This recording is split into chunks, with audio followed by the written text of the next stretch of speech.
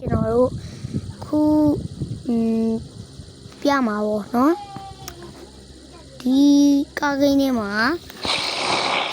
ဖော်ချီကားကိုကျွန်တော်မြန်မာနိုင်ငံဘက်နဲ့လောက်ထားပါပေါ့နော်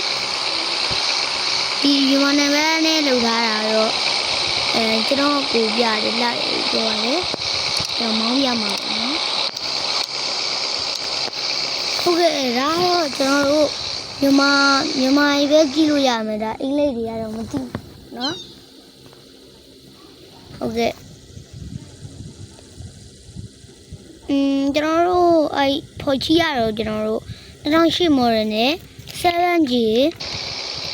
7824ဖြစ်ပါတယ်ဘို့ကိုဘာလေးခဏလေးပြဘာလေးကျွန်တော်အားလုံးအတွက်တခုပြောချင်တယ်ကျွန်တော်ရဲ့ညီထားလိုက်ပါနော်ဘာလို့ပြောချင်တာပါလဲဆိုကျွန်တော်ညီရဲ့ comment အောက်မှာ200လို့ရိုက်ချလိုက်ပါ200လို့ရိုက်ချလိုက်ရင်ကျွန်တော်ရဲ့အကောင့် subscribe လုပ်ပြီးပါဒီကဲရဲဝင်လိုက်ဒီကဲရဲဝင်လိုက်ကို့မှာကျွန်တော်တို့ဒီပတ်စံရနေတယ်ဒီဘောထဲမှာပတ်စံရနေတယ်ဒီဘောထဲမှာ 2K ကို 3K လို့ရနေတယ်နော်ဒါကောင်းပါလေအဲ့ဒါလုံး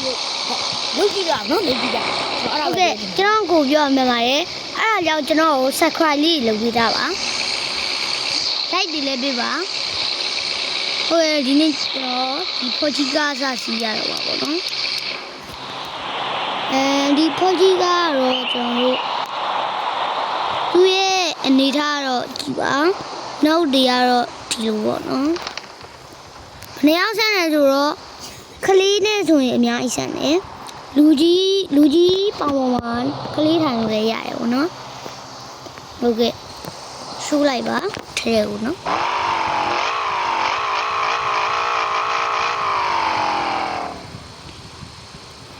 ကဲဒီကတော့ကျွန်တော်တို့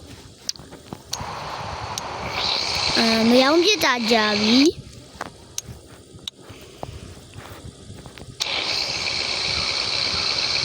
မယောင်းပြစ်တာလည်းကြာပြီပေါ့နော်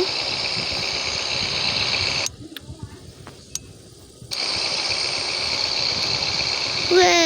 ကြာလို့မောင်းပြ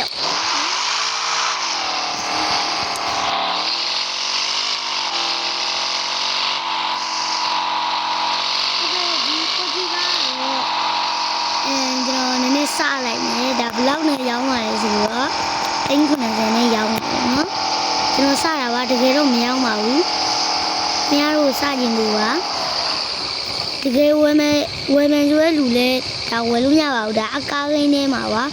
ခိန်းထဲမှာပေါ့နော်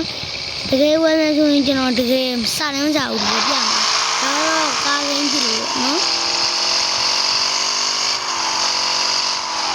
ဟုတ်ရဲ့ကျွန်တော်ဒီဖော်ချီနေထားကလူလဲဆိုတော့ body ကိုနည်းနည်းကျွန်တော်မြင့်ထားတယ် body လည်းမြင့်ထားတယ်ကျွန်တော်တို့သူ့ချိန်ကဘယ်လောက်ထိရှိလဲဆိုတော့145မိုင်ရှိတယ်နော်သူ့ရဲ့အချိန်အပြည့်ဆုံးကတော့ခုနကကျွန်တော်ပြောလိုက်လို့ပဲ145မိုင်ပေါ့နော်